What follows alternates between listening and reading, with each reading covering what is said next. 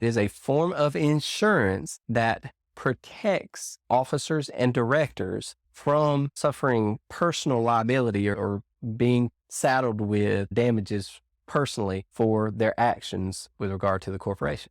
Okay, so say a officer or director breaches their duty of care and the business judgment rule does not protect them.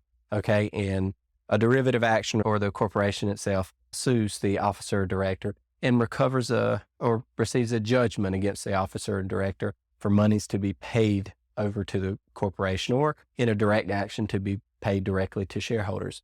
Director and officer liability insurance would seek to cover or protect the officer or director from having to personally pay that judgment. That is, the insurance policy would pay the judgment for the officer or director.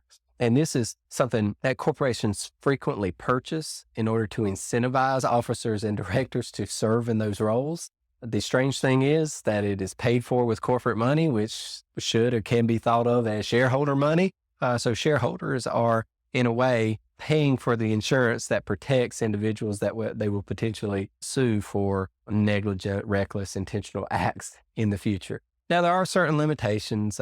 Lots of times, corporate governance law, state law, will not allow a corporation to cover intentional acts, or even in some cases, breaches of duty of loyalty by the officer or director being sued, that it's strictly based upon liability under failure of duty of care that the business judgment rule does not protect. But that is not the case in every state. And so in some cases, it's in a way, it can be a conundrum in that way that shareholders are insuring the potentially liable party in a shareholder direct or derivative action.